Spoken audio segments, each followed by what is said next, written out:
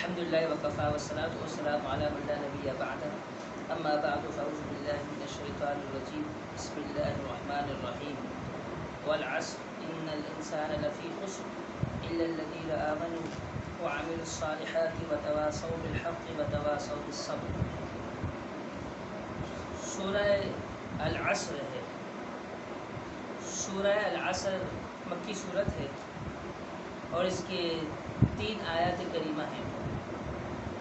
قرآن کریم کی مختصر صورتوں میں سے ایک صورت ہے جو قرآن کریم کی نہایت انتہائی مختصر صورتیں ہیں. ان میں سے ایک بھی سورہ عصر ہے.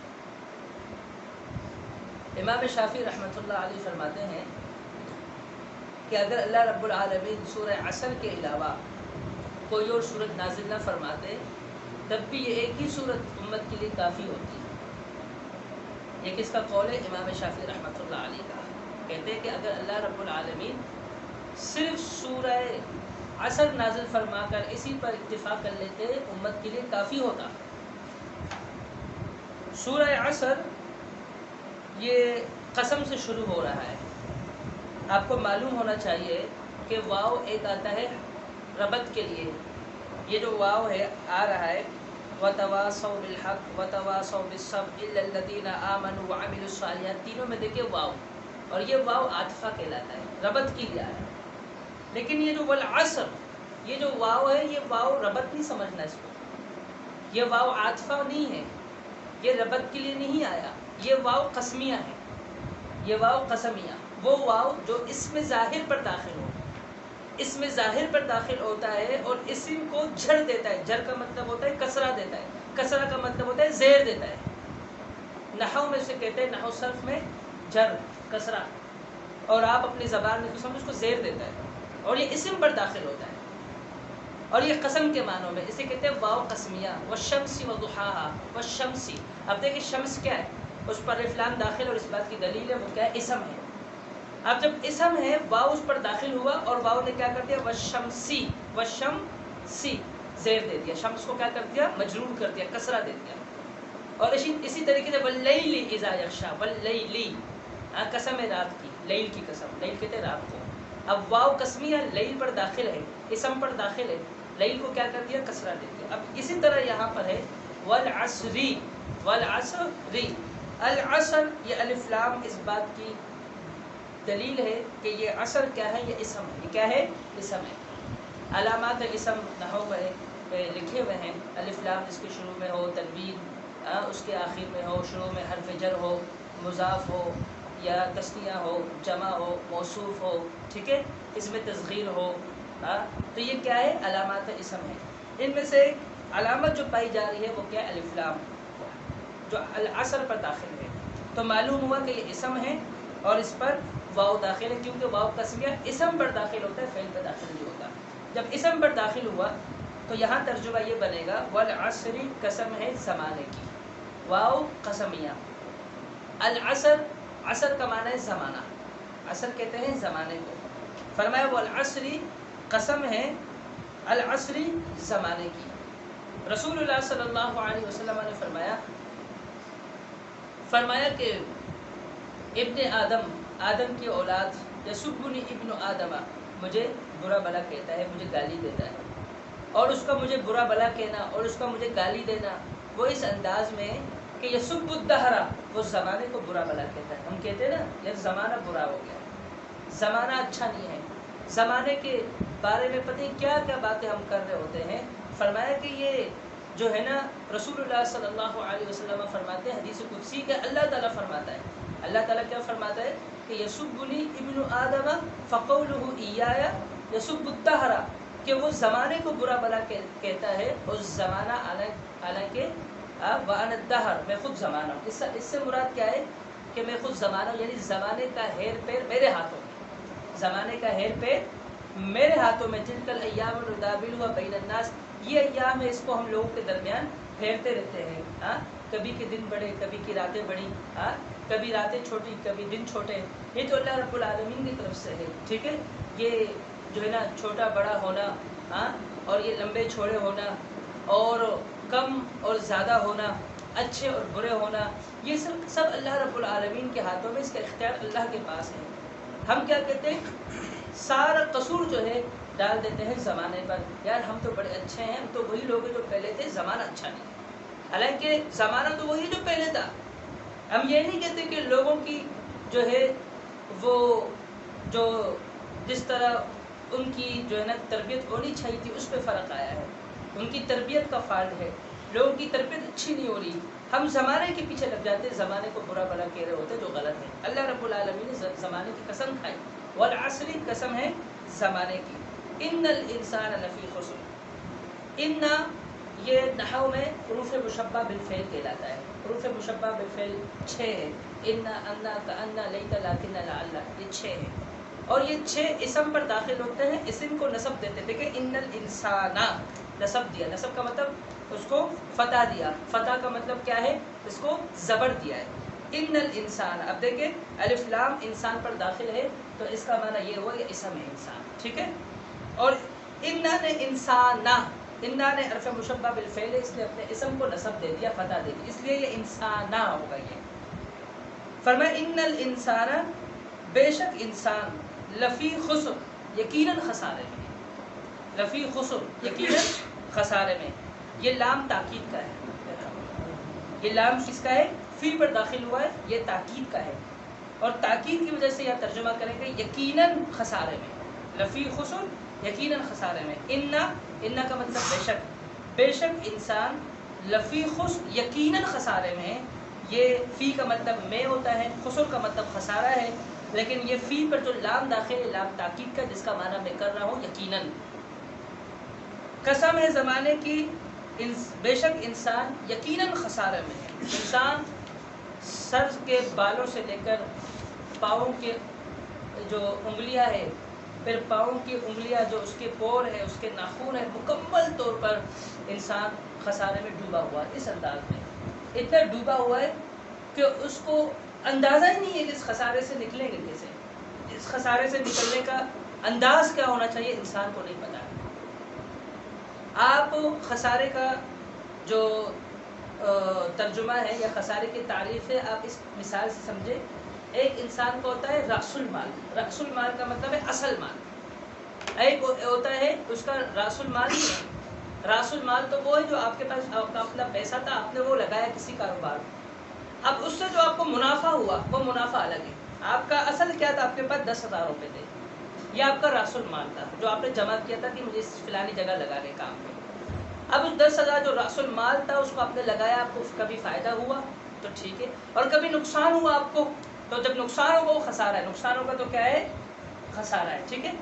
اب جب نقصان ہوتا آپ کہتے ہیں یار میں تو میرا کاروبار تو خسارے میں خسارے میں جا رہا ہوں، مطلب کیا ہے، خسارے میں کب جائے گا کہ آپ کا جو رأس المال ہے اس میں بھی کمی ہو رہی ہے، آپ نے 10,000 روپے لگائے، 12,000 روپے اگر ہوتے ہیں، 15,000 روپے بن جاتے ہیں تو آپ کو فائدہ ہوا، لیکن وہ 10,000 روپے وہ 8,000 9,000 روپے ہو گئے یا 7,000 نیچے آ گئے، آپ کہیں گے خسارے میں ہو، کس میں ہو، خسارے میں۔ تو انسان کا جو رأس المال ہے وہ اس کی عمر ہے، وہ اس کی کیا ہے، عمر ہے، یہ رأس المال ہے، عمر رأس المال ہے، اور جو رأس المال ہے ہم اس کا خیال نہیں رکھتے، ہم اس کا خیال ہے، اس لیے اللہ رب العالمین نے فرمایا انسان مکمل طور پر خسارے میں ہے، کیونکہ اس کا جو اصل رأس المال ہے، جو اس کی اصل بنیاد ہے، وہ اس کی عمر ہے، وہ اس کو ضائع کر رہا ہے، اور اس عمر کو جس طرح استعمال کرنا ہے، جن جن کاموں میں استعمال کرنا ہے، وہ 4 قسم کے کام ہیں، وہ ان میں استعمال نہیں کر رہا ہے۔ نمبر 1، آمن و ایمان کی حالت میں، جو اپنے اس رأس المال یعنی اس عمر کو ایمان کی حالت میں گزارتا ہے، ٹھیک ہے، تو وہ اس سے خارج ہو جائے گا، خسارے سے۔ نمبر 2، وعمل الصالحات، عمل صالح میں، جو عمل صالح میں گزارے گا تو وہ اس سے جو رأس المال کا جو نقصان ہے، خسارہ ہے، اس سے اپنے آپ کو نکال لے گا۔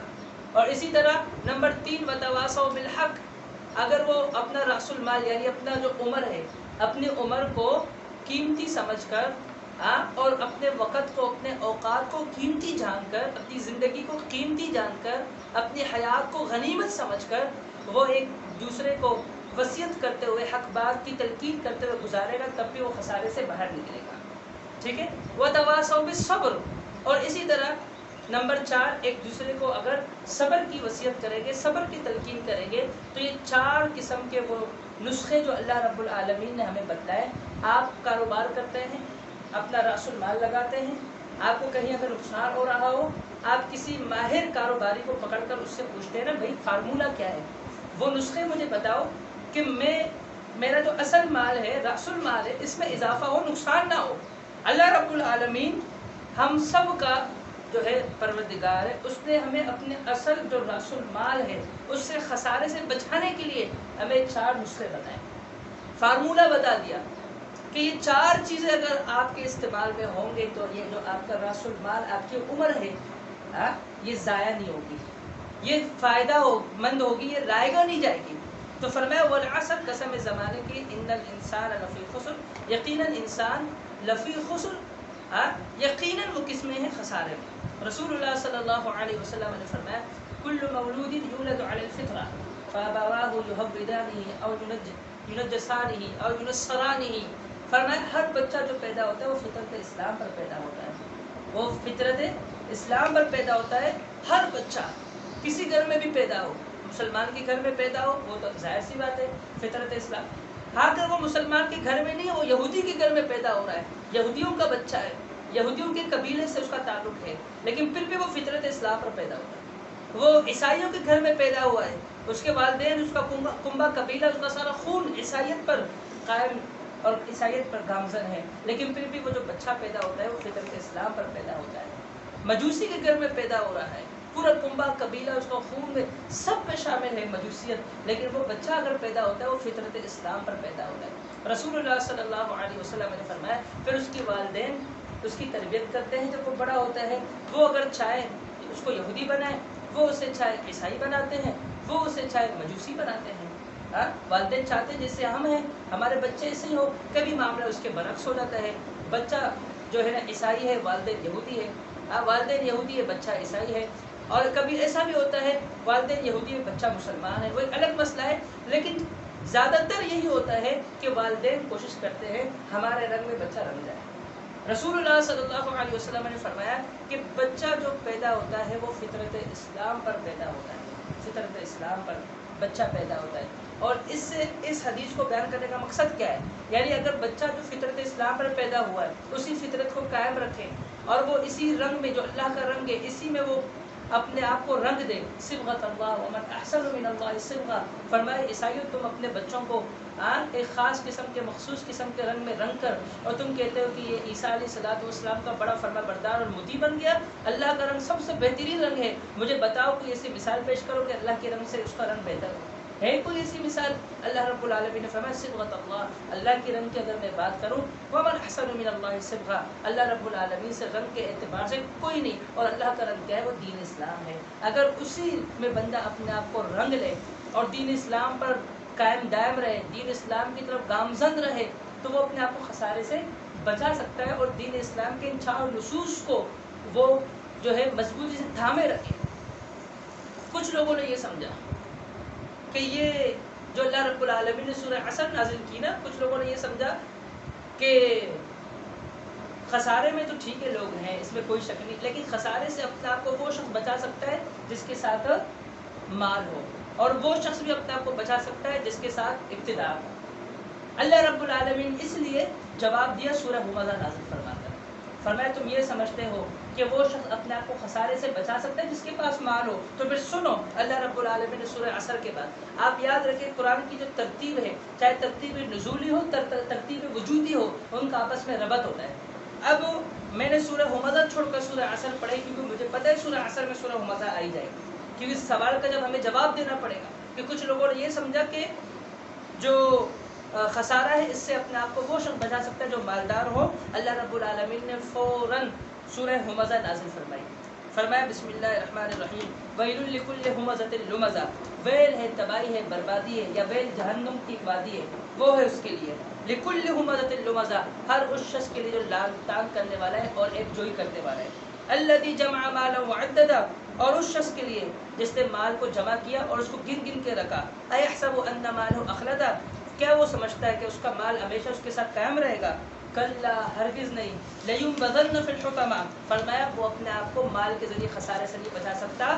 مال یہ وہ ایسی چیز نہیں ہے، یہ کوئی ایسا سبب نہیں ہے جس کے پاس مال زیادہ وہ خسارے سے نکلے گا۔ فرمایا جتنا مال ہے دنیا کے اندر اسی مال کے ذریعے اپنے حق میں فیصلے کرواتا ہے، اسی مال کے ذریعے وہ ججوں کو خریدتا ہے، اسی مال کے ذریعے وکیلوں کو خریدتا ہے، اسی مال کے ذریعے پوری عدالت کو خرید لیتا ہے، پوری ملک کو خرید لیتا ہے، پوری دنیا کو خرید لیتا ہے، پوری دنیا کو اپنے طرف جو ہے وہ متوجہ کر کر اب پوری دنیا کو اپنے سے متاثر کرتا ہے۔ فرمایا احسب ان مالہ اخلدا، لیکن جب روز قیامت اللہ رب العالمین کی بارگاہ لگے گی وہاں ایسا نہیں ہونے والا ہے۔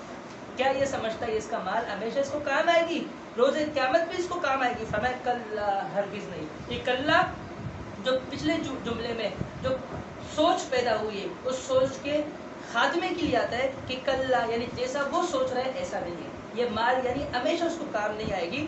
لینبذن فی الحطمہ، وہ ضرور ضرور، یہ لام تاکید کا، پھر نون سکیلا، نون تشدید، اسے کہتے ہیں نون سکیلا، اس کا معنی بھی ضرور ہے۔ لینبذن، وہ ضرور ضرور داخل ہوں گے فی الحطمہ، حطمہ میں۔ وما ادراک ما الحطمہ، اے پیغمبر آپ کیا جانیں حطمہ کیا چیز ہے؟ میں آپ کو بتاتا ہوں حطمہ کیا ہے۔ فرمایا نار اللہ الموقدہ، حطمہ جہنم کی وہ وادی ہے جہاں اللہ کی طرف سے آگ لگی ہوئی ہوگی۔ نار اللہ، اللہ کی آگ، الموقدہ وہاں جلائی جائے گی، وہاں لگائی جائے گی۔ التی، وہ آگ، آگ موقدہ مؤنث ہے اس لیے التی آیا ہے، اگر آگ مذکر ہوتا تو الذی آتا، تو آگ مؤنث ہے، مؤنث کے لیے اس پہ موصول التی آتا ہے، اور مؤنث واحد ہے اس لیے یہاں پر التی واحد آیا ہے۔ التی، وہ آگ، تطلع علی الافئدہ، جو جھانکے گی دلوں تک، جو دلوں تک اثر کرے گی، اس کا اثر دلوں تک ہوگا۔ انہا علیہم مؤصدہ، اور بے شک یقیناً وہ آگ ان پر چاروں طرف سے، ہر طرف سے بند کی ہوگی، مؤصدہ ہر طرف سے بند، فی عمد ممددہ، اور لمبے لمبے ستونوں میں ہوگی۔ اللہ رب العالمین نے سورہ عصر کے بعد سورہ ہمزہ نازل فرما کر یہ بتلا دیا کہ تم یہ سمجھتے ہو کہ جس کے پاس مال ہے وہ مال کے ذریعے آپ کل روز قیامت بھی اپنے آپ کو خسارے سے بچائے گا، ایسا نہیں ہو سکتا۔ مال جو ہے خسارے سے بچانے کا سبب نہیں ہے۔ کچھ لوگوں نے کہا اچھا اگر مال نہیں تو اقتدار تو ہے۔ اللہ رب العالمین نے پھر سورہ ہمزہ کے بعد سورہ فیل نازل فرمایا، سورہ فیل، سورہ ہمزہ کے بعد الم تر کیف فعل ربک باصحاب الفیل، لوگوں تم سمجھتے ہو خسارے سے اپنے آپ کو وہ شخص بچا سکتا ہے جس کے ساتھ پروٹوکول ہو، جس کے پاس فوج ہو، جس کے پاس اقتدار ہو، جو وزیر اعظم ہو، جو صدر ہو، یا جو ہے نا پوری دنیا میں ایک بڑے پوسٹ پر ہو، تم سمجھتے ہو وہ اقتدار، وہ اس کو اس کی پوسٹ، اس کی جاگیر اس کو جو ہے خسارے سے بچائے گی؟ تو پھر سنو، الم تر کیف فعل ربک باصحاب الفیل، تم بھول گئے تمہارے رب نے ابرہہ کے ساتھ کیا کیا؟ اس کے پاس فوج کی کمی نہیں تھی، اس کے پاس جانوروں کی کمی نہیں تھی، اس کے پاس ہاتھیوں کی کمی نہیں تھی، وہ اپنے پورے اقتدار کے نشے میں چور، اور اقتدار اس کے پاس یمن کی تھی، یمن کا وہ حاکم تھا، نصرانی تھا وہ یمن کا حاکم، اقتدار میں اپنے اقتدار کے نشے میں چور خانہ کعبہ کو گرانے آیا، لیکن اللہ رب العالمین نے اس کو تباہ و برباد کر دیا، اور اس کے لشکر کو بھی تباہ و برباد کر دیا۔ تو اللہ رب العالمین نے یہ بتلایا کہ جو یہ سمجھتے ہیں کہ اقتدار اور مال یہ دونوں خسارے سے انسان کو بچانے کے لیے فائدہ مند ثابت ہوں گے، یہ لوگوں کی محض غلط فہمی ہے، یہ خسارے سے بچا نہیں پائیں گے۔ اور مال کا زیادہ ہونا اور اقتدار کا ہونا یہ تو خسارے کا باعث ہے، یہ تو خسارے کا باعث ہے۔ رسول اللہ صلی اللہ علیہ وسلم فرماتے ہیں، جامع ترمذی کی حدیث ہے، فرمایا مادبانی جائیانی، فرمایا دو بھوکے بھیڑیے، ان کو اگر بکریوں کے ریوڑ پر رات بھر چھوڑا جائے وہ اتنا فساد برپا نہیں کریں گے جتنا فساد برپا کرتی دو چیزیں انسان کے، ایک مسلمان کے، ایک متقی انسان کے دین میں، ایک اقتدار کا شوق اور ایک مال کی حرص۔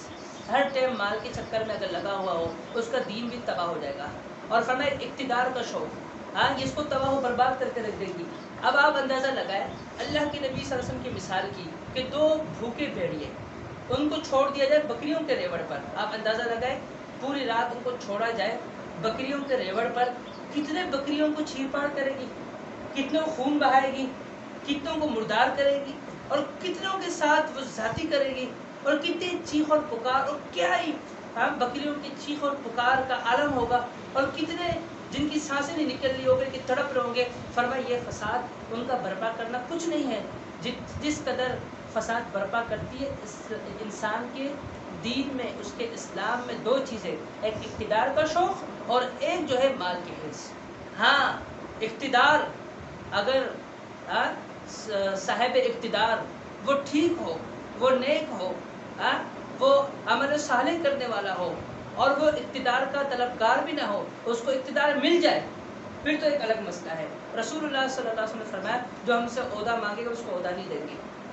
قرآن کریم کے اندر سورہ یوسف کے اندر ہے کہ بادشاہ نے جب جیل سے ان کو نکالا، زندان سے نکالا یوسف علیہ الصلوۃ والسلام سے، اور پھر یوسف علیہ الصلوۃ والسلام کو کہا کہ اب تم میرے نزدیک کیا ہو، امانت دار بھی ہو اور تمہاری ایک جگہ ہے مکین، تمہاری ایک بہترین جگہ ہے، تمہارا ایک منصب ہوگا۔ تو پھر انہوں نے کہا اجعلنی علی خزائن الارض، تو پھر مجھے وزیر خزانہ بنا دو، واجعلنی علی خزائن الارض، مجھے زمین کے جو زمین کا خزانہ یعنی وزیر خزانہ بنا دو مجھے۔ تو اعتراض یہ پیدا ہوتا ہے، کچھ لوگ یہ کہتے ہیں کہ دیکھو یہ تو قرآن کی آیت اور حدیث متضاد ہے۔ حدیث میں یہ آتا ہے اقتدار کا خود طلبگار بھی ہونا چاہیے، اقتدار کا مطالبہ خود نہیں کرنا چاہیے، جبکہ قرآن میں یوسف علیہ الصلوۃ والسلام نے خود طلب کیا، جبکہ یہ بات غلط ہے۔ یوسف علیہ الصلوۃ والسلام نے طلب نہیں کیا، یوسف علیہ الصلوۃ والسلام کو بادشاہ نے خود کہا کہ تم اب آج کے بعد میرے نزدیک امین بھی ہو، امانت دار بھی ہو، تمہارا ایک منصب ہے۔ جب انہوں نے کہا اقتدار تو مل ہی گیا ہے مجھے، اقتدار انہوں نے مانگا نہیں، ان کو مل گیا، پھر انہوں نے کہا جب مل چکا ہے مجھے تو پھر میرے پسند کا ہو، پھر اس پر انہوں نے اپنے پسند کا انتخاب کیا، تو اجعلنی علی خزائن الارض کہ اس میں میری مہارت ہے، مجھے تو پھر یہ منصب دو۔ تو قرآن میں اور حدیث میں کوئی تضاد نہیں ہے۔ رسول اللہ صلی اللہ علیہ وسلم نے فرمایا سبعۃ یظلھم اللہ فی ظلہ یوم لا ظل الا ظلہ، 7 اشخاص جو کل روز قیامت اللہ رب العالمین کے عرش کے سائے تلے ہوں گے، وہ 7 اشخاص جن کو اللہ رب العالمین کا عرش کا سایہ نصیب ہوگا۔ فرمایا ان میں سے ایک شخص وہ بھی ہوگا الامام عادل، جو بادشاہ ہو، جس کے پاس منصب ہو، جس کے پاس اقتدار ہو، اور وہ کیا ہو، عادل ہو، وہ انصاف کرنے والا ہو۔ اقتدار خسارے میں جانے کا باعث ہے، لیکن اقتدار اس شخص کے لیے خسارے میں جانے کا باعث نہیں ہوگا جو عادل ہوگا، جو انصاف کرنے والا ہوگا، جیسے صحابہ کرام رضوان اللہ علیہم اجمعین، اور اس کے علاوہ ہمیں تابعین اور تبع تابعین میں ہمیں مثالیں ملتی ہیں۔ اگر کوئی ایسا انصاف کرنے والا عادل بادشاہ ہو، اس کے پاس اقتدار ہو اور عدل کرنے والا ہو، تو وہ تو اس کو جنت میں لے جانے کا اور خسارے سے نکالنے کا باعث ہے، لیکن عموماً طور پر یاد رکھیے گا یہ چیزیں خسارے کا باعث ہے، الا ما رحم ربی۔ اور اسی طرح مال، رسول اللہ صلی اللہ علیہ وسلم نے فرمایا کہ مال کا حص بھی جو ہے انسان کی دین میں فساد برپا کرتی ہے، لیکن اس انسان کے لیے خسارے سے نکالنے کا باعث ہوگا جو اس مال کو صحیح جگہ پر لگائے۔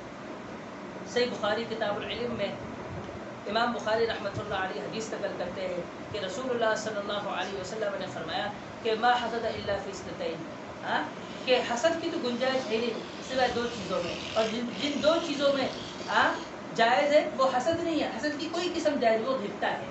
غبطہ میں اور حسد میں فرق ہے۔ حسد یہ ہے کسی چیز کو آپ دیکھتے ہیں، جلتے ہیں، کڑتے ہیں، آپ تمنا کرتے ہیں اللہ سے چھن جائے، لیکن غبطہ کیا ہے، آپ کسی کے ساتھ کوئی نعمت دیکھتے ہیں، آپ جلتے نہیں ہیں، آپ کڑتے نہیں ہیں، آپ اللہ سے یہ تمنا نہیں کرتے اس سے چھن جائے، آپ اللہ سے یہ ضرور تمنا کرتے اللہ مجھے بھی دے دے، اس سے زیادہ دے دے یا اس کے برابر دے دے۔ غبطہ اور حسد میں فرق ہے۔ حسد کی تو کوئی گنجائش ہی نہیں، لا حسد، مگر 2 چیزیں جن میں گنجائش ہے وہ کیا ہے، وہ حسد سے ایک الگ چیز ہے، حسد سے باہر نکل آتی ہے، وہ ہے غبطہ۔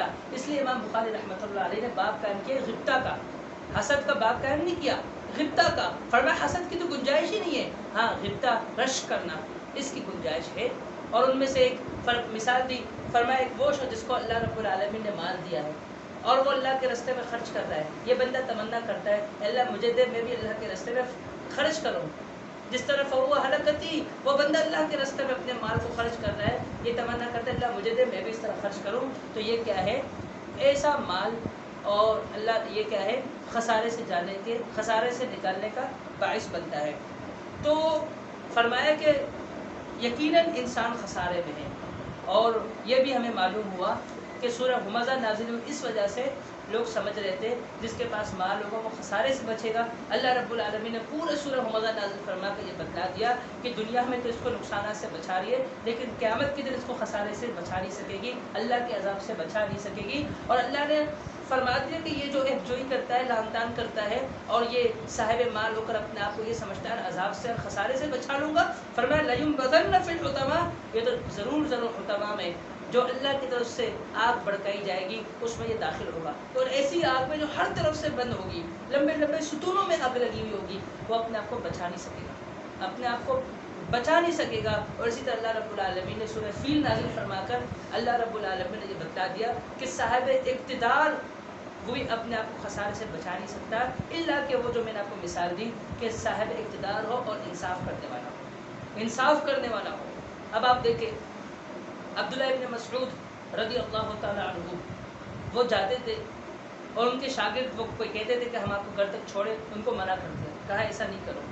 ہاں کہ ایسا نہ میرے دل کے اندر کبر آتا ہے کہ میں اتنی بڑی شے ہوں، اتنی بڑی چیز ہوں کہ میں جب مسجد جاتا ہوں پھر گھر جاتا ہوں تو میرے ساتھ دو بندے چھل رہے ہوتے ہیں.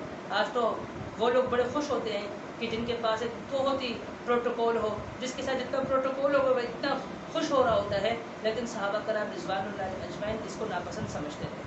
عبداللہ ابن مسعود رضی اللہ تعالیٰ عنہ نے کہا نہیں، میں خود اپنے گھر سے مسجد آؤں گا، مسجد سے جاؤں گا، تم لوگوں کو اگر میرے پیچھے آنا ہے، میرے شاگرد ہو تم میرے پیچھے آؤ، لیکن میرے ساتھ اس طرح میرے پیچھے پیچھے مت چلو کہ کہیں ایسا نہ ہو میرے اعمال ضائع ہو جائیں اور مجھے جو ہے تکبر محسوس ہو.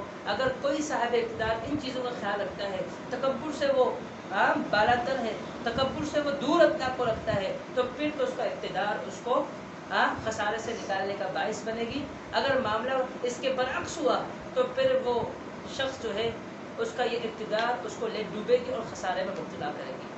اور اسی طریقے سے مال ہے، مال کی بھی میں نے آپ کو کئی مثالیں دی ہے. فرمایا الا الذین آمنوا، مگر وہ لوگ خسارے میں نہیں ہیں، خسارے کے فہرست سے باہر ہے. الا یہ حرف استثناء ہے، الا حرف استثناء، الا مگر، الذین وہ لوگ آمنوا جو ایمان لائے، وعملوا الصالحات اور نیک اعمال کیے. اب ایمان کسے کہتے ہیں؟ ایمان کی تعریف کیا ہے؟ اقرار باللسان و تصدیق بالقلب وعمل بالجوارح، یہ ہے ایمان کی تعریف کہ زبان سے اقرار کرنا، دل سے تصدیق کرنا، اور اس پر عمل پیرا ہونا.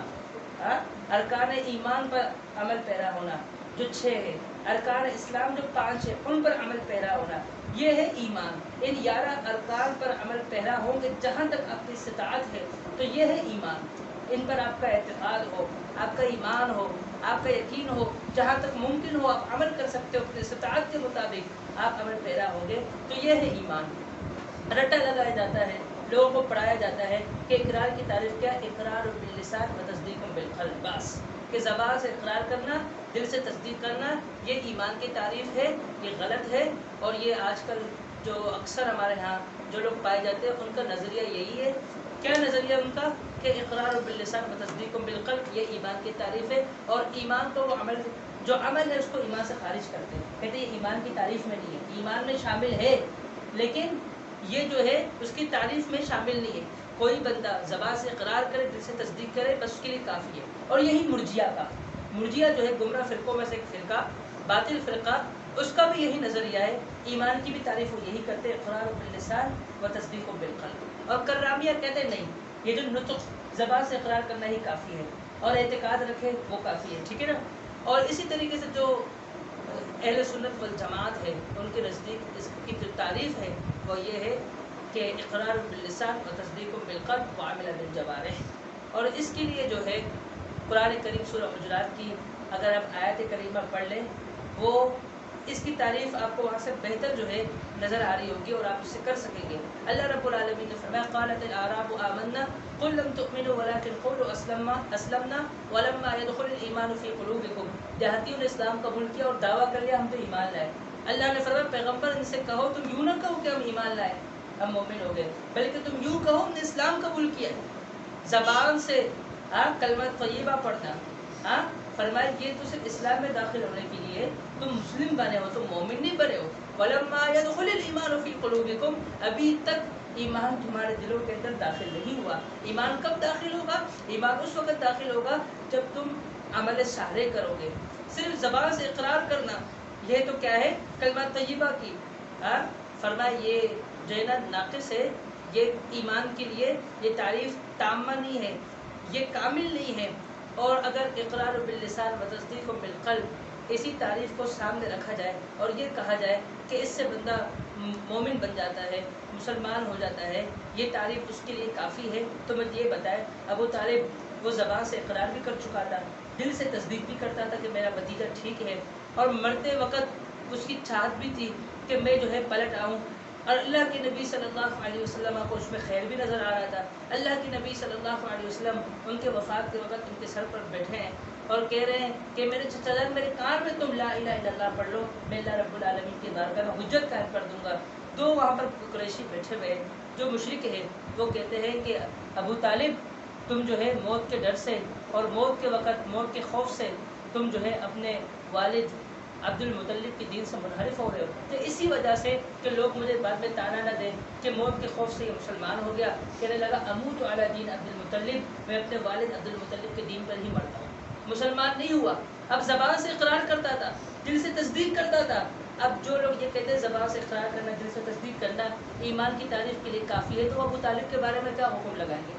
جبکہ ابو طالب کے بارے میں ان کا اپنا حکم یہ کہ وہ حالت کفر پہ مرا ہے، اس نے اسلام قبول نہیں کیا، پھر بھی یہ تعریف کی جاتی ہے، تو یہ تعریف درست نہیں ہے۔ امام بخاری رحمۃ اللہ علیہ صحیح بخاری میں کے اندر دوسری کتاب جو نقل کرتے ہیں وہ ہے کتاب الایمان۔ سب سے پہلے کتاب بدء الوحی اور اس کے بعد کتاب الایمان۔ کتاب الایمان کے اندر امام بخاری رحمۃ اللہ علیہ ہمیں یہی سمجھانا چاہ رہے ہیں کہ اس بات کو اچھی طرح دماغ میں بٹھا دو کہ ایمان عمل کا ہے، عمل کا نام ہے، اقرار باللسان و تصدیق بالقلب، یہ دو چیزیں اس میں شامل ضرور ہے، لیکن یہ تامہ نہیں ہے، یہ ناقصہ ہے، اور تامہ کب ہوگی؟ جب عمل اس کے اندر موجود ہو۔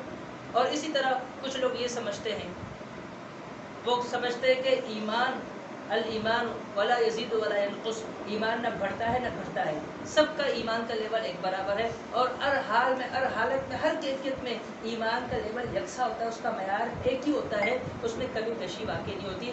امام بخاری رحمۃ اللہ علیہ کتاب الایمان میں نقل کرتے ہیں باب قولہ تعالی، قرآن کریم کی 8 آیت کریمہ قرآن کریم کی نقل کرتے ہیں اور ان سے یہ استدلال کرتے ہیں کہ ایمان بڑھتا ہے تلاوت کرنے سے، اور قرآن سے دور رہنے سے ایمان گھٹتا ہے، ایمان کم ہوتا ہے۔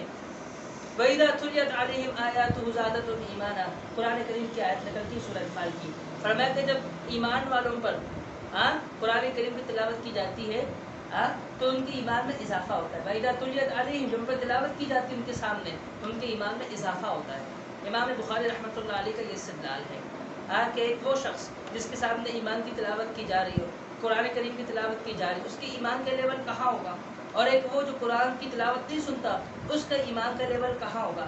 اور اسی طریقے سے امام بخاری رحمۃ اللہ علیہ سورۃ توبہ کی آیت کریمہ نقل کرتے ہیں فَأَمَّا الَّذِينَ فرمایا کہ آمنوا فزادتہم ایمانا، اور اس سے پہلے ایکم زادت ایمانا، فرمایا کہ جب قرآن کریم کی کوئی آیت نازل ہوتی تو مشرکین آ کر طنز کرتے، کہتے ہاں بھائی تم میں سے کسی کی ایمان میں اضافہ ہوا ہے، صحابہ سے کہتے ہیں۔ اللہ رب العالمین نے فرمایا فَأَمَّا الَّذِينَ فِي قُلُوبِهِمْ فَزَادَتْهُمْ إِيمَانًا۔ امام بخاری اس آیت کریمہ کو نقل کر یہ بتا رہے ہیں کہ لوگوں تمہیں اتنی سمجھ نہیں ہے، تمہیں اتنا فہم نہیں ہے کہ مشرکین کو بھی یہ بات سمجھ آ گئی تھی کہ قرآن کریم کی آیت سے ایمان میں اضافہ ہوتا ہے، تمہیں یہ سمجھ میں نہیں آ رہی، کیوں کہتے سب کا ایمان ایک برابر ہے۔ پھر سورۃ توبہ کی دوسری آیت کہ یقیناً جو ایمان والے ہیں ان کے ایمان میں اضافہ ہوتا چلا جاتا ہے، اور جو کافر ہے ان کی گندگی کے اندر، ان کے کفر اور الحاد کے اندر اضافہ ہوتا رہتا ہے، اور کفر کی حالت میں مریں گے، سورۃ توبہ کی آیت ہے۔ تو ایمان نیکیوں سے بڑھتا ہے، تلاوت کریں گے، قرآن سے آپ کا جتنا جو ہے وابستگی ہوگی، قرآن سے جتنی محبت ہوگی، قرآن کی جتنی آپ تلاوت کریں گے، قرآن کے جتنے قریب ہوں گے، آپ کا ایمان میں اتنا اضافہ ہوتا چلا جائے گا۔ قرآن کی تلاوت سے جتنے دور رہیں گے اور قرآن سے جتنا بھاگیں گے، قرآن سے پیچھے ہٹتے رہیں گے، آپ کا ایمان کا لیول پیچھے چلا جائے گا۔ امام بخاری رحمۃ اللہ علیہ یہ سمجھا رہے ہیں ایک وہ بندہ جو قرآن کی تلاوت کرتا رہتا ہے، ایک وہ جو پورے سال نہیں کرتا، ان دونوں کے ایمان کا یکساں ایک برابر ہے۔ پھر امام بخاری رحمۃ اللہ علیہ احادیث نقل کرتے ہیں، احادیث نقل کرتے ہیں، احادیث کیا نقل کرتے ہیں؟ احادیث کافی نقل کرتے ہیں کتاب الایمان میں۔ فرمایا کہ الایمان بضع و ستون شعبہ، کہ ایمان کے 60 سے زائد شعبے ہیں، اور ایک روایت میں ایمان کے 70 سے کچھ زائد شعبے ہیں، فالحیاء من الایمان، اور حیا ایمان میں سے۔ اب کیا مطلب اس کا امام بخاری کیوں نقل کر رہے ہیں؟ یہ سمجھانا چاہ رہے ہیں کہ جس کے دل کے اندر جتنی حیا زیادہ ہوگی اس کا ایمان کا لیول اتنا زیادہ ہوگا، اور جس میں حیا جتنی کم ہوتی چلی جائے گی اور اس کا جو یہ ایمان کا معیار ہے، ایمان کا لیول اتنا کم ہوتا چلا جائے گا۔ امام بخاری رحمۃ اللہ علیہ پھر حدیث نقل کرتے ہیں کہ حدیث کیا ہے؟ لا یزنی الزانی حین یزنی وهو مؤمن، لا یسرق السارق حین یسرق وهو مؤمن۔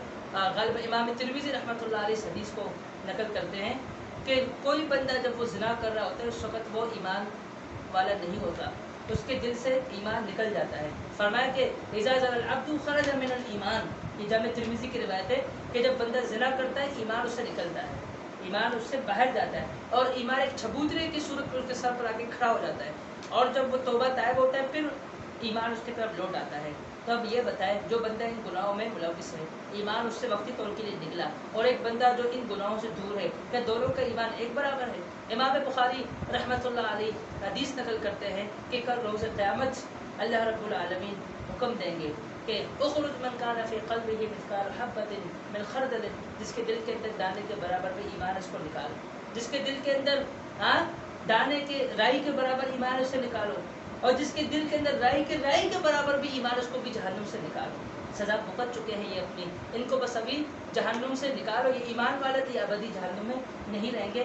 امام بخاری رحمۃ اللہ علیہ یہ سمجھا رہے ہیں کہ یہاں صرف نہیں بلکہ بعد میں بھی روز قیامت میں بھی سب کا ایمان یکساں نہیں ہوگا، سب کے ایمان میں فرق ہوگا۔ ان کو جہنم سے نکال رہے ہوں گے ایمان والوں کو جو اپنے برے اعمال کی صورت بھگتیں گے، وقتی طور کے لیے ان کو ڈالا جائے گا، تو وہاں بھی ایمان کے لیول کو دیکھا جائے گا اور اس حساب سے ان کو سزا ملے گی، اور اسی حساب سے ان کو نکالا جائے گا۔ ایمان کی کیٹیگری ہے، امام بخاری رحمۃ اللہ علیہ یہ سمجھا رہے ہیں۔ اب یہ کہنا کہ ایمان نہ بڑھتا ہے، ایمان نہ گھٹتا ہے، سب کا ایمان یک برابر ہے، ایسا کیسے ہو سکتا ہے؟ اب پھر یہ بات واضح ہوتی ہے، ان سے کہا جائے کہ سب سے پہلے سب سے اللہ کے نبی صلی اللہ علیہ وسلم کے بعد سب سے زیادہ ایمان والا کون ہے؟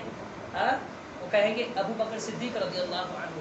اچھا بھی ابو بکر صدیق رضی اللہ عنہ کیسے ہوئے جبکہ آپ کے نزدیک نہ ایمان گھٹتا ہے نہ ایمان بڑھتا ہے؟ ایمان نہ گھٹتا ہے نہ ایمان بڑھتا ہے۔ ایمان تو ابو بکر صدیق رضی اللہ عنہ کا اور آج کے ایک بچے کا، آج کے ایک شرابی اور نشے کا، نعوذ باللہ من ذالک، تمہارے نزدیک تو ایک ہی ہے۔ جو سگریٹ پی رہا ہے، نشہ آور چیزیں استعمال کر رہا ہے، بے نماز ہے، کبھی نماز پڑھتا ہے کبھی چھوڑتا ہے، اپنے مرضی کا مالک ہے، ابو بکر صدیق رضی اللہ تعالی عنہ، ان کا اور ان کا ایمان یکساں ہے، نعوذ باللہ من ذالک۔ اچھا پھر یہ دعویٰ تو پھر باطل رہا، یہ دعویٰ ہی غلط ہے کہ ایمان نہ بڑھتا ہے ایمان گھٹتا ہے۔ وہ اعمال انہوں نے زیادہ اچھے کیے، ان کے تقوی کا معیار زیادہ بلند تھا، ان میں حیا کا لیول زیادہ ہی بلند تھا، تو وہ جو ان کا ایمان تھا صحابہ کرام رضوان اللہ علیہ اجمعین کا، وہ تابعین کا نہیں، جو تابعین کا تھا وہ تبع تابعین کا نہیں، جو محدثین کا وہ دوسروں کا نہیں۔ اس طریقے سے جو جتنا متقی ہوگا، جس کے دل کے اندر جتنی حیا ہوگی، جو قرآن سنت کو جتنا سمجھ رہا ہوگا، تو اتنی زیادہ جو اس کے دل کے اندر ایمان موجود ہوگی اور اس کا ایمان اتنا ہی زیادہ ہوگا۔ اور جن کے معاملات اس کے برعکس ہوں گے، جو جتنے گناہوں میں مبتلا ہوں گے، ان کا ایمان کا لیول اتنا نیچے آتے ہی چلا جائے گا۔ تو ایمان ابو بکر صدیق رضی اللہ عنہ کا دیکھیں، سب سے پہلے مردوں میں اسلام قبول کرنے والے۔ واقعہ معراج ان کے سامنے جب بیان کیا گیا، انہوں نے کہا اگر یہ بات اللہ کے نبی صلی اللہ علیہ وسلم نے کی ہے، میرا اس پر ایمان ہے، اس پر اس کو صدیق کا لقب ملا۔ اور یہاں تک کہ اللہ کے نبی صلی اللہ علیہ وسلم اپنی وفات سے 5 دن پہلے جمعرات کی جو عشاء کی نماز میں ان کی طبیعت خراب ہو رہی تھی، بار بار بے ہوش ہو رہے تھے، جب ہوش میں آ رہے تھے کہہ رہے تھے لوگوں نے نماز پڑھ لی ہے، کہا جا رہا تھا نہیں وہ آپ کے منتظر ہے، کہا مرو ابا بکر ان یصلی الناس، ابو بکر صدیق کو حکم دو لوگوں کو نماز پڑھائے۔ اس پر کہا گیا یا رسول اللہ کسی اور کا نام لے، ہم اس کو کہہ دیں گے ابو بکر صدیق کا مسئلہ یہ ہے، دل کا بڑا نرم ہے، ماہر مفسر قرآن ہے، بڑا وہ ماہر قرآن کی فصاحت اور بلاغت کو سمجھنے والا ہے، مصلی پر کھڑا ہوگا، قرآن کی کوئی بھی آیت کریمہ اگر یہ تلاوت کرنے لگے گا روتا ہی رہے گا، آپ کسی اور کا نام لیں۔ اللہ کے نبی صلی اللہ علیہ وسلم نے ناراضگی کا اظہار کیا اور فرمایا مرو ابا بکر ان یصلی الناس، میں تمہیں کہہ رہا ہوں کہ ابو بکر صدیق کو جاؤ حکم دو کہ وہ میرے مصلی پر کھڑے ہو اور وہ امامت کے منصب پر فائز ہو اور لوگوں کی امامت کروائے۔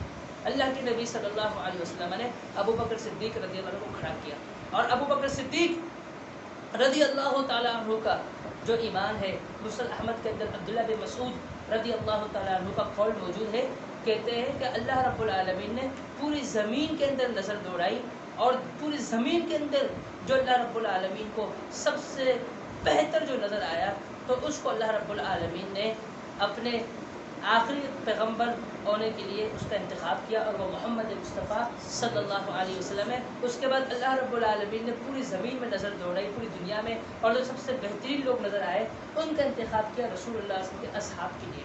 اور جہاں تک ابو بکر صدیق رضی اللہ عنہ کی ہم بات کرتے ہیں، وہ شخص جسے اللہ رب العالمین اولو الفضل کہہ کر قرآن کریم سورہ نور کے اندر اس کی فضل کو ثابت کر رہا ہے، وسعت کا لفظ کہہ کر اس کی صاحب وسعت ہونے کو ثابت کر رہا ہے، اولی القربى والیتامى والمساکین کہہ کر اس کی رحم دلی کو، اس کی شفقت کو، اور اس کے اللہ کے راہ میں خرچ کرنے کو اللہ رب العالمین ثابت کر رہا ہے۔ وَمَا لِأَحَدٍ عِنْدَهُ مِن نِعْمَةٍ تُجْزَىٰ کہہ کر اللہ رب العالمین ان کے احسانات کا تذکرہ فرما رہا ہے۔ تو مجھے بتاؤ، ابو بکر صدیق رضی اللہ عنہ کا ایمان اور باقیوں کا ایمان کا یکساں ہے؟ یکساں نہیں ہو سکتا۔ تو یہ دعویٰ ہی باطل ہے کہ سب کا ایمان ایک برابر ہے۔ ایمان گھٹتا بھی ہے، ایمان بڑھتا ہے۔ جو ابو بکر صدیق رضی اللہ عنہ کا ایمان تھا وہ کسی اور کا نہیں، اور جو دیگر کا صحابہ کرام کا ایمان تھا وہ کسی اور کا نہیں۔ تو یاد رکھیے گا، ایمان بڑھتا بھی ہے، ایمان گھٹتا بھی ہے۔ تو ایمان کی ہم نے تعریف کی کہ ایمان اہل سنت والجماعت کے نزدیک اس کی تعریف کیا ہے کہ اقرار باللسان و تصدیق بالقلب وعمل بالجوارح، زبان سے اقرار کرنا، دل سے تصدیق کرنا، اور عمل صالح کرنا، ٹھیک ہے، عمل پہرا ہونا ان پر۔ تو یہ ہے ایمان کی تعریف۔ پھر ہم نے آپ کو بتایا مرجیہ کے نزدیک اقرار باللسان و تصدیق بالقلب، یہ دو چیزیں ہیں۔ مرجیہ کے نزدیک ایمان کی تعریف ہے، جو تعریف آج کل بعض لوگ کرتے ہیں اور اپنے بچوں کو پڑھاتے ہیں اور ان کو رٹا لگاتے ہیں دو چیزوں کی، تو یہ تعریف مرجیہ کی ہے۔ اور ہم نے آپ کو بتایا کہ ایمان گھٹتا بھی ہے، ایمان بڑھتا بھی ہے، اور ایمان کا لیول سب کا یکساں نہیں۔ اور ارکان ایمان 6 جو حدیث جبریل کے اندر اللہ کے نبی صلی اللہ علیہ وسلم سے جبریل علیہ السلام نے سوال کیا، حدیث لمبی ہے، اصطلع علینا رجل شدید بیاض الثياب شدید سواد الشعر لا يرى عليه اثر السفر ولا يعرف منا احد حتى جلس الى النبي صلى الله عليه وسلم فاسند ركبتيه الى ركبتيه فوضع كفيه الى فخذيه فقال يا محمد اخبرني عن الايمان، فقال ان تؤمن بالله وملائكته وكتبه ورسله واليوم الاخر والقدر۔ تو فرمایا کہ یہ 6 ارکان ایمان ہیں۔ تو ایمان کے تعلق سے ہم نے بات کی، اور ایمان الا الذین آمنوا، مگر وہ لوگ خسارے سے باہر ہیں جو ایمان لائے، وہ عمل الصالحات، اور عمل صالح کیا۔ اب یہ جو واو ہے یہ حرف عطف ہے، یہ حرف عطف ہے، اس کو الگ سے عمل الصالحات کو، عمل صالح کو الگ نقل کیا گیا ہے۔ کچھ لوگوں کی دلیل یہ ہے کہ دیکھو اقرار باللسان و تصدیق بالقلب جو ہم تعریف کرتے ہیں نا، عمل کو نکالتے ہیں، اس لیے کہ عمل صالح ایمان میں شامل نہیں ہے، ایمان میں شامل اس طرح نہیں ہے کہ اس کی تعریف میں نہیں آتی، حالانکہ یہ ایمان کی سارے علامات ہیں جتنے بھی عمل صالح ہیں۔ دلیل کیا کہتے ہیں؟ دیکھو سورہ عصر میں اللہ رب العالمین نے ایمان کا تذکرہ کیا، الا الذین آمنوا، پھر واو حرف عاطفہ لا کر ربط دے کر عمل صالح کو الگ ذکر کیا ہے، کہتے ہیں اس لیے اقرار باللسان و تصدیق بالقلب، یہ جو ہماری تعریف ہے قرآن سنت کے بالکل موافق ہے، کیونکہ اللہ رب العالمین نے ایمان کو الگ ذکر کیا ہے، عمل صالح کو الگ ذکر کیا ہے، ایمان الگ شے ہے، عمل صالح الگ شے ہے۔ یہ ہمارا دعویٰ باطل نہیں، ہمارا دعویٰ قرآن کریم کے عین مطابق ہے۔ تو ہم پھر یہ کہتے ہیں ٹھیک ہے، یہ حرف عاطفہ لا کر اللہ رب العالمین نے عمل صالح کو ایمان سے الگ ذکر کیا، اور تم کہتے ہو کہ یہ ایمان میں شامل نہیں، تو پھر یہ بھی کہو کہ اللہ رب العالمین حرف عطف لا کر وتواصوا بالحق کہا، اور حرف عطف لا کر وتواصوا بالصبر کہا، پھر تم یہ بھی دعویٰ کرو کہ حق بات کی تلقین کرنا اور حق بات پر صبر کرنا یہ عمل ہے، یہ ایمان میں شامل نہیں ہے، اور یہ عمل صالح میں شامل نہیں ہے۔ کیوں؟ اس لیے کہ عمل صالح کو اللہ نے الگ ذکر کیا، وتواصوا بالحق کو الگ ذکر کیا، وتواصوا بالصبر کو الگ ذکر کیا۔ جس طرح آمنو کے بعد حرف عطف عمل صالح الگ ہے، اسی طرح عمل صالح کے بعد حرف عطف وتواصوا بالحق الگ ہے، اسی طرح آمنو عمل صالح کے بعد حرف عطف وتواصوا بالصبر الگ ہے۔ تو اگر تم یہ کہتے ہو کہ حرف عاطفہ اس بات کی دلیل ہے یہاں پر کہ ایمان الگ شے، عمل صالح الگ شے ہے، تو پھر اور تم کہتے ہو کہ آمنو کے اندر عمل صالح شامل نہیں ہے تو پھر یہ بھی کہنا پڑے گا اور یہ بھی دعویٰ کرنا پڑے گا اور پھر یہ ماننا پڑے گا کہ عمل صالح کے اندر وتواصوا بالحق شامل نہیں، کیونکہ اللہ نے الگ ذکر کیا ہے حرف عطف لا کر، وتواصوا بالحق، حق بات کی تلقین کرنا، حق بات پر صبر کرنا، یہ بھی جو ہے عمل صالح میں شامل ہے، یعنی عمل صالح میں شامل ہے۔ اور بھائی کیسے شامل ہو گیا؟ حرف عطف ہے، الگ الگ اللہ نے عمل صالح کو ذکر کیا، ان دونوں کو بھی الگ ذکر کیا، وہاں جب ایمان کی باری آئی واو حرف عطف سے اپنے فائدہ اٹھا کر عمل صالح کو الگ کیا، اپنے ایمان کی تعریف جو ناقص ہے اس کو ثابت کرنے کے لیے، اور جب آگے وہی حرف عطف آ رہا ہے اور ہم یہ دعویٰ کر رہے ہیں، ہم آپ کو کہہ رہے ہیں کہ تم دعویٰ کرو کہ عمل صالح میں یہ دو چیزیں شامل نہیں ہیں، یہاں تم یہ دعویٰ کر نہیں سکتے، مر جائیں گے لیکن یہ دعویٰ کبھی کر نہیں سکیں گے کہ وتواصوا بالحق وتواصوا بالصبر یہ عمل صالح میں شامل نہیں، کبھی بھی نہیں کہہ سکیں گے۔ جب یہ ثابت نہیں کر سکتے، جب وہ یہ دعویٰ نہیں کر سکتے کہ عمل صالح وتواصوا بالحق وتواصوا بالصبر یہ ان میں عمل صالح کے اندر نہیں آتا، یہ تینوں الگ چیزیں جب یہ دعویٰ نہیں کر سکتے تو یہ دعویٰ بھی باطل ہے کہ آمنو الگ شے ہے اور واو عطف لا کر عمل صالح الگ شے ہے۔ اس لیے ہم کہتے ہیں اقرار باللسان و تصدیق بالقلب، یہ تعریف ٹھیک ہے، زبان سے اقرار کرنا، دل سے تصدیق کرنا، عمل کی ضرورت نہیں ہے۔ یہ اہل سنت والجماعت کے نزدیک جو وعمل بالجوارح کی جو شرط ہے نا کہ عمل پہلا بھی ہو تو یہ باطل نہیں ہے، تو یہ ان کی دلیل اور یہ ان کا دعویٰ باطل ہے۔ فرمایا کہ الا الذین آمنوا، وہ لوگ جو ایمان لائے، وعملوا الصالحات اور نیک اعمال کیے۔ اللہ رب العالمین عطف لا کر الگ ذکر کیا ضرور ہے، اللہ رب العالمین الگ الگ ذکر کر بعض مرتبہ ایسا ہوتا ہے جو چیز ضروری ہوتی ہے اس کو دوبارہ بیان کیا جاتا ہے 2 مرتبہ۔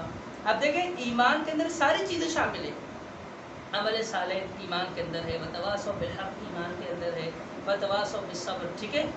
اب عمل صالح کے اندر یہ تینوں چیزیں اور تینوں چیزیں یہ سم ہوتی کس میں؟ آمنو کے اندر، ایمان میں۔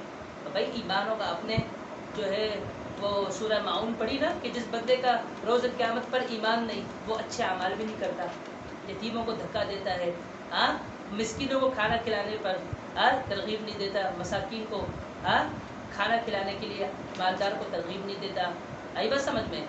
تو نمازوں میں ڈنڈیاں مارتا ہے، ریاکاری اس کے اندر پھوٹ پھوٹ کر بھری ہوئی ہے، عام چیزوں سے وہ منع کرتا ہے، ٹھیک ہے۔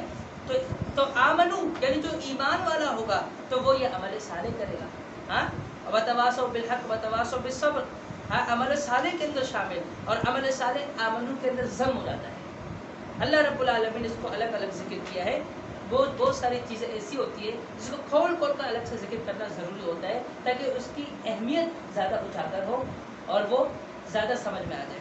فرمایا کہ وعمل الصالحات، جو نیک اعمال کرے۔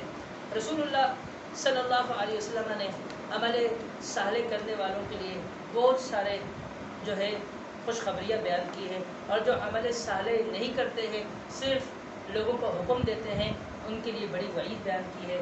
رسول اللہ صلی اللہ علیہ وسلم نے فرمایا کہ کل روز قیامت فرشتے ایک شخص کو جہنم میں پھینکیں گے، جب جہنم میں پھینکیں گے تو اس کے آنتیں باہر آئیں گی، اگل کر باہر آ جائے گی، گل جائے گی، وہ جس طرح پانی میں کوئی چیز گل جائے اس طرح گل کر باہر آئے گی، اور وہ اپنے آنتوں کے درمیان چکی کی طرح چکر کاٹ رہا ہوگا، گھوم رہا ہوگا کہ یہ وہ شخص جو لوگوں کو نیکی کا حکم دیتا تھا لیکن خود نیکی نہیں کرتا تھا۔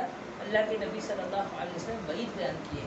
عمل صالح کل معروف صدقہ، ہر نیک کام، ہر معروف کام صدقہ ہے۔ رسول اللہ صلی اللہ علیہ وسلم نے فرمایا تبسموں کا فی وجہ اخیک لک صدقہ، تو اپنے بھائی سے مسکرا کر بات کرو، یہ بھی آپ کے لیے کیا ہے؟ بہترین صدقہ ہے۔ لا تحقرن من المعروف شیئا ولو ان تلقى اخاك بوجه طلق، فرمایا تم کسی بھی نیکی کو حقیر نہ جانو، اگر تمہیں اپنے بھائی کے ساتھ مسکرا کر ملنا ہو اس کو بھی حقیر نہ جانو، ہو سکتا ہے یہ ایک نیکی بھی کل روز قیامت تمہارے لیے فیصلہ کن بن جائے، یہ ایک نیکی آپ کے نیکی اور آپ کے گناہ برابر ہو، اور یہ ایک نیکی فیصلہ کن بن جائے آپ کے میزان میں۔ اگر یہ نیکی آ جاتی ہے تو آپ جنت پہ چلے جاؤ گے، اگر اس کی کمی ہو گئی، ایک نیکی کم ہو گئی اور ایک گناہ زیادہ ہو گیا تو آپ کا جو ہے نتیجہ کیا نکلے گا، آپ کا رزلٹ کیا نکلے گا، آپ کا رخ کس طرف موڑا جائے خود اندازہ لگائے۔ فرمایا لا تحقرن من المعروف شیئا، تو یہ جو نیکی کے کام ہے اس کو آپ معمولی مت سمجھیں، بالکل معاملے نہ سمجھے، عمل صالح میں بالکل ڈنڈی نہ مارے. لیس البر ان تولوا وجوهکم قبل المشرق والمغرب. فرمایا صرف مشرق و مغرب کی طرف کہیں بھی منہ کر کے نماز پڑھنا صرف یہ نیکی نہیں ہے، نیکی کے اور بھی بہت سارے کام ہیں. اللہ پر ایمان لانا، پھر اللہ پر ایمان لانے کے بعد فرشتوں پر، کتابوں پر، نبیوں پر، ارکان ایمان کو پورا کرنا. پھر ارکان ایمان کو پورا کرنے کے بعد فرمایا یہ بھی نیکی کے کام ہے کہ وآت المال علی حبہ ذوی القربى، کہ جس مال سے محبت کرتے ہو ہاں وہ ضرورت مندوں کو دو، عزیز و قارب میں ضرورت مند ہے ان کو دو، رشتہ داروں کو دو، ٹھیک ہے، یتیموں کو دو، مسکینوں کو دو، اور غلام آزاد کرنے میں، گردنیں آزاد کرنے میں اپنے اس مال کو لگاؤ. فرمایا یہ کیا ہے؟ والسائلین، جو سوال کرنے والے ہیں، جو مستحق ہے ان کو دو. فرمایا یہ سارے نیکی کے کام ہیں، یہ سب عمل صالح کے اندر شامل ہے. وعملوا الصالحات وتواصوا بالحق وتواصوا، اور وہ ایک دوسرے کو وصیت کرتے ہیں بالحق، حق کی. وتواصوا، ایک دوسرے کو. تواصوا، یہ تواسا یا تواسا، تواسا یا تواسا، تواصوا، تو یہ مشارکت کے باب میں سے، مشارکت یعنی اس باب کے اندر مشارکت پائی جاتی ہے. مشارکت کیا ہے؟ کہ ایک چیز دونوں جانب سے ہوتی ہے. اب لڑائی ہے اسی باب سے. اب لڑائی کیا ایک طرف سے نہیں ہوتی نا، دونوں جانب سے عموماً ہوتی ہے. بہت کم ایسا دیکھا گیا ہے کہ ایک طرف سے لڑائی ہو دوسرا جو نا اپنے ہاتھ نیچے کر پٹ رہا ہو، بہت کم ہوتا ہے نا اس سے. ورنہ عموماً لڑائی تو دونوں جانب سے ہوتی ہے، ہاتھ دونوں طرف سے اٹھتے ہیں، تالی ایک ہاتھ سے نہیں بجتی. ہاں تو اسی طریقے سے وتواصوا، تو اس باب کے اندر کیا ہے؟ مشارکت پائی جاتی ہے معنی کے اندر. تواصوا یعنی ایک دوسرے کو وصیت کریں. ایک طرف سے وصیت نہ ہو، حق بات کی تلقین ایک طرف سے نہ، دونوں جانب سے ہو. میں دیکھتا ہوں آپ سے کوئی کمی ہے، میں آپ کو حق بات کی طرف آپ کی رہنمائی کروں. آپ دیکھ رہے ہو مجھ میں کوئی کمی ہے، آپ میری بہتر انداز سے رہنمائی کریں. ایک دوسرے کو حق بات کی تلقین کریں. میرے بھائی یہ معاملہ آپ سے غلط ہو رہا ہے، شاید آپ کو علم نہیں ہے، یہ ٹھیک نہیں، یہ بات آپ نے غلط کہی ہے، شاید آپ کو اس کا علم نہیں ہے، یہ بات اس طریقے سے، یہ حدیث اس طریقے سے، بھائی یہ مسئلہ اس طریقے سے. دونوں جانب سے ایک دوسرے کے لیے، ایک جانب سے نہ ہو، دونوں جانب سے یہ کام وصیت کا ہو رہا ہو. تو وتواصوا بالحق، حق بات کی ایک دوسرے کو وصیت کریں، لیکن اس کا انداز اچھا. اللہ رب العالمین نے اصول بیان کیے. اللہ رب العالمین نے موسیٰ علیہ السلام کو جب بھیجا فرعون کی طرف، کہا اپنے بھائی ہارون کو لے کر تم جاؤ اور وہاں پر جا کر قولا لینا لعلہ یتذکر او یخشی، اگر تم چاہتے کہ وہ اللہ سے ڈر جائے اور تمہاری نصیحت کو وہ مان لے، قبول کر لے، تو نرم انداز سے گفتگو کرنا. بس اوقات بات ٹھیک ہوتی ہے لیکن انکار کرنے والا جو انکار کر رہا ہوتا ہے نا، وہ سمجھانے والے کے انداز بیان سے انکار کر رہا ہوتا ہے. وہ اس بات کا منکر نہیں ہوتا، وہ اس مفہوم کا منکر نہیں ہوتا، وہ اس آیات کا منکر نہیں ہوتا، وہ اس حدیث کا، اس مثال کا وہ منکر نہیں ہوتا، وہ اس موضوع کا منکر نہیں ہوتا. لیکن سمجھانے والا کا جو انداز جو ایک غلط طریقے سے ہے، اور وہ جو اخلاق کے دائرے سے باہر بات کر رہا ہوتا ہے، اور جو ہے ایک بھائی چارگی سے ہٹ کر وہ بات کر رہا ہوتا ہے، یہی ساری وجوہات ہوتی ہے جو سامنے والا انکار کر رہا ہوتا ہے. ورنہ اس کو ساری باتیں سمجھ میں آ رہی ہوتی ہیں، وہ ان چیزوں کا منکر نہیں ہوتا ہے، وہ ان چیزوں کا منکر نہیں ہوتا، لیکن سامنے والے کے غلط انداز بیان سے وہ پریشان ہوتا ہے، وہ اس کا انکار کرتا ہے. اور جب حق بات کی ایک دوسرے کو وصیت کریں کہ اچھے انداز سے کریں، اور حق بات کی دوسری کی تلقین کرتے وقت جب مصائب آئیں، پریشانیاں، اس پر صبر کریں. اللہ رب العالمین نے سورہ یاسین میں وہ حبیب بن نجار کی مثال بیان کی نا، تفاسیر کے اندر اس کا نام حبیب بن نجار بیان کیا گیا ہے. اور اللہ رب العالمین نے فرمایا کہ وہ دور سے وجا رجل من اقصى المدینہ یسعی، دور سے دوڑتا ہوا آیا شہر میں، کہا کہ اے لوگو، اے میری قوم، اتبعوا المرسلین، یہ پیغمبر ان کی اتباع کرو. ان سے کہا کہ تم کہاں سے آؤ، مارکیٹ میں نئے بندے، تم اپنی تعریف تو کرو، تم اپنا بتاؤ. دوسرے سے کہا وما لی لا اعبد الذی فطرنی، تم مجھے نئے سمجھ رہے ہو اور میرے عقیدے کے بارے میں پوچھتے ہو، سنو میرا عقیدہ کیا ہے، میں اپنا عقیدہ تمہیں بتاتا ہوں. وما لی لا اعبد الذی فطرنی، مجھے کیا ہو گیا کہ میں اس ذات کی عبادت نہ کروں جس نے مجھے پیدا کیا ہے. میں واحد ہوں، میں اللہ کا پیدا کردہ بندہ ہوں، اور میں اللہ کو چھوڑ کر کسی اور کی عبادت کروں، یہ ہے میری تعریف. اتخذ من دونہ آلیہ، میں اللہ کے علاوہ کسی اور کو معبود بناؤں، اس وقت تو پھر میں واضح گمراہی کے اندر ہوں گا. میں اللہ پر ایمان لاتا ہوں، لوگوں میری بات سنو. اس کو اسی وقت شہید کر دیا گیا، اس کا قتل ہوا. اللہ رب العالمین نے فرمایا قیل ادخل الجنہ، تم جنت میں آؤ. اس کو جنت میں داخل کر دیا گیا. اللہ رب العالمین کے حکم سے جب اس کو جنت میں داخل کر دیا گیا تو وہ اپنے بعد والوں کو پیغام دے رہا ہے جنت میں کیا پیغام دے رہا ہے؟ اے میری قوم کاش کہ تم جان لو بما غفر لی ربی، کس طرح میرے رب نے میرے اس توحید کی وجہ سے اور میرے اس حق بات کی تلقین کرنے کی وجہ سے جو مجھے قتل کیا گیا، اللہ نے مجھے نوازشیں اور اللہ نے مجھے رحمتوں سے نوازا ہے، اللہ نے میری مغفرت کی ہے، وجعلنی من المکرمین، اور اللہ نے بڑا عزت والا مجھے بنایا، مجھے عزت سے نوازا ہے۔ تو حق بات کی اب وصیت کریں گے، وقتی طور پر آزمائشیں آئیں گی، پریشانیاں آئیں گی، مصائب آئیں گے، لیکن وہ وقتی طور کے لیے ہوگی۔ وتواصوا بالصبر، اور ایک دوسرے کو وصیت کرے کس کی؟ صبر کی۔ اب صبر کے مختلف اقسام ہیں۔ ایک ہے کہ جو چیز کے آپ جس چیز کے طلبگار ہیں اور آپ وہ طلب کرتے جا رہے ہیں اللہ رب العالمین سے، لیکن آپ کو اب تک مل نہیں رہا، آپ اس پر صبر کریں، آپ اس پر صبر کریں، کیونکہ ممکن ہے کہ وہ چیز جو اب آپ مانگ رہے ہیں وہ اب آپ کے حق میں بہتر نہ ہو۔ عسیٰ ان تحبوا شیئا وہو خیر، قریب ہے کہ جس چیز کو تم پسند کرے تمہارے حق میں وہ بہتر نہ ہو، اور قریب ہے کہ جس چیز کو تم ناپسند کرے وہ تمہارے حق میں بہتر ہو۔ تو یہ تو روٹین ہے، انسان ہے، انسان کو جو چیز اچھی لگ رہی ہوتی ہے، جو انسان کے نزدیک جو چیز اچھی ہوتی ہے وہ اس کا طلبگار ہوتا ہے اور اس کا طلب کر رہا ہے اور جس کو مانگ رہا ہوتا ہے۔ لیکن کبھی معاملہ اس کے برعکس ہوتا ہے، جس چیز کو انسان اپنے لیے خیر سمجھ رہا تھا وہ اس کے لیے باعث شر ہوتا ہے۔ ایسا ہو کر انسان جس چیز کو اپنے لیے باعث شر سمجھ رہا ہوتا ہے، اللہ نے فرمایا قریب ہے کہ وہی تمہارے حق میں بہتر ہے، وہی تمہارے لیے باعث خیر ہو، جس کو تم اپنے لیے۔ اب اللہ رب العالمین نے پھر آگے مثالیں دی، وَلَكُمْ فِي الْقِصَاصِ حَيَاةٌ يَا أُولِي الْأَلْبَابِ، تم یہ سمجھتے ہو کہ ایک نے تو غلطی سے مار دیا، قتل کر دیا، دوسرا بھی قصاص لے رہا ہے اور تم قصاص کو برا سمجھ رہے ہو، اور تمہیں نہیں پتہ قصاص میں عقل مند ہو تمہارے لیے زندگی ہے۔ اگر قصاص نہیں ہوگا، کسی کو جو ہے نا زندان میں نہیں پھینکا جائے گا، کسی کو عمر قید نہیں ہوگا، کسی کو پھانسی نہیں ہوگی، قصاص نہیں ہوگا، جرائم تو بڑھیں گے، پھر یہ معاملات بڑھیں گے، پھر نتیجہ کیا نکلے گا؟ لوگوں کی زندگیاں، لوگوں کی عزتیں محفوظ نہیں ہوگی۔ تو فرمایا وتواصوا بالصبر، تو ایک دوسرے کو صبر کی وصیت کرو۔ کسی کی دعا قبول نہیں ہو رہی تو وہ سمجھے کہ میرا یہ دعا اب قبول ہونے میں میرے لیے خیر نہیں ہے، جو چیز میں مانگ رہا ہوں وہ بعد میں ملے گی۔ اگر اس دنیا میں قبول نہیں ہوئی، ابراہیم علیہ السلام دعا کرتے کہ اللہ انہی میں سے ایک پیغمبر بھیج، جو انہی میں سے ان کو قرآن و حکمت کی تعلیم دے۔ کتنے سال لگے اس دعا کو قبول ہونے میں؟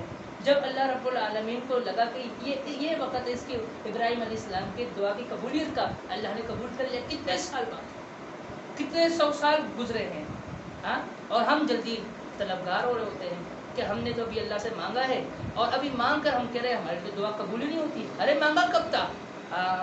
فجر کی نماز میں مانگا تھا، اب ٹائم کیا، اب تو ظہر ہونے والی ہے، اتنی جلدی۔ یہ ہے انسان جلد باز، اور انسان جلد بازی کرنے والا۔ اور اسی طرح کوئی مصیبت پہنچے، کوئی آزمائش آئے، اس پر صبر کرے، اس پر صبر کرے۔ کوئی بھی مصیبت آتی ہے، کوئی پریشانی آتی ہے، اس پر صبر کرے۔ کوئی آزمائش آتی ہے، اس پر صبر کرے۔ رسول اللہ صلی اللہ علیہ وسلم نے فرمایا عجب الامر المؤمن، مومن کا معاملہ تو بڑا ہی تعجب انگیز ہے۔ اگر اس کو کوئی مصیبت پہنچتی ہے، اس پر بھی صبر کرتا ہے، وہ اس کے لیے بہتر ہے، صبر کرتا ہے، اللہ سے ثواب کو امید رکھتا ہے کہ آزمائش اللہ کی طرف سے اللہ اس کو نکال دے گا، ختم کر دے گا۔ اور اگر اس کو کوئی خوشی پہنچتی ہے، اللہ کا شکر ادا کرتا ہے، تو یہ بھی صبر کا انداز ہے، ایک طریقہ کار ہے یہ، ٹھیک ہے۔ تو مومن اس کو کچھ ملے تب بھی صبر کرے گا، کچھ نہ ملے تب بھی صبر کرے گا، دونوں میں اللہ نے اس کے لیے خیر رکھا ہوا، دونوں میں اللہ نے خیر رکھا ہوا۔ اور اسی طرح آپ دیکھیں اب جو بیماریاں جو باہر ممالک کے اندر چل رہی ہے اور اس کو کسی طریقے کھینچ کر گھسیٹ کر جو یہاں پر بھی کچھ جو معاملات چل رہے ہیں، تو آپ دیکھیں یہ کیا ہے، یہ ایک ہمارے لیے آزمائش ہے۔ اللہ رب العالمین نے فرمایا وَلَنَبْلُوَنَّكُمْ بِشَيْءٍ مِّنَ الْخَوْفِ وَالْجُوعِ وَنَقْصٍ مِّنَ الْأَمْوَالِ، میں تمہیں ضرور آزماؤں گا، بھوک سے، مالوں کی کمی سے، جانوں کی کمی سے، اور خوف سے۔ آج دیکھو یہ خوف کا عالم ہے، خوف کا اتنا عالم کہ ایک دوسرے سے ڈر رہا ہے۔ اگر کوئی غلطی سے کسی کے قریب میں وہ اس کو چھینک آ جائے نا، وہ تو پریشان ہو جائے گا، وہ وسوسات کو اس کو مرض، حتیٰ کہ اس کو کرونا نہ بھی ہو وہ سمجھے مجھے کرونا ہو گیا، اتفاقاً اگر ہو اس کو تھوڑا سا نا گرمی کی وجہ سے جو ہوا کے تناسب میں جو کمی ہے، تو اس سے جو سانس بند ہوگا وہ سمجھے گا مجھے کرونا ہو گیا۔ اچھا کرونا ہونے کی وجہ بھی بتائے گا کہ آج فلاں جگہ پر تھا، کوئی شخص میرے پاس سے گزرا، میرے قریب چھینکا تھا، اس لیے مجھے کرونا آ گیا، اتنا خوف ہے، مجھے کرونا ہو گیا اسی وجہ سے۔ پھر کرونا سے یہ جتنے بھی خوف ہے، خوف سے اگر باہر نکلنا ہے، میں نے سورہ قریش میں بتایا تھا کہ اگر وہ آمنہ من خوف، اگر چاہتے ہو کہ اللہ رب العالمین خوف کو ختم کر کر امن میں لے آئے، ٹارگٹ کلنگ ختم ہو، بم بلاسٹ ختم ہو، اور جتنی مصیبتیں ہیں وہ ختم ہو جائیں، جانیں محفوظ ہو، عزتیں محفوظ ہو، یہ ساری چیزیں محفوظ ہو، معیشت مستحکم ہو، تو اس کے لیے ایک کام کرنا پڑے گا۔ وہ کام کیا اللہ نے بتلا جو فَلْيَعْبُدُوا رَبَّ هَٰذَا الْبَيْتِ، بھائی توحید کی دعوت، توحید کی دعوت، اپنے آپ کو، اپنے جسم کو، اپنے دل کو شرک سے پاک کرنا پڑے گا اور توحید کی دعوت دینی پڑے گی، توحید کی دعوت۔ تو صبر کریں، جتنی آزمائشیں آ رہی ہیں تو اس صبر کے بدلے میں اللہ رب العالمین اجر دے گا۔ وَتَوَاصَوْا بِالْحَقِّ وَتَوَاصَوْا بِالصَّبْرِ۔ تو ہم نے سورہ عصر پڑھی،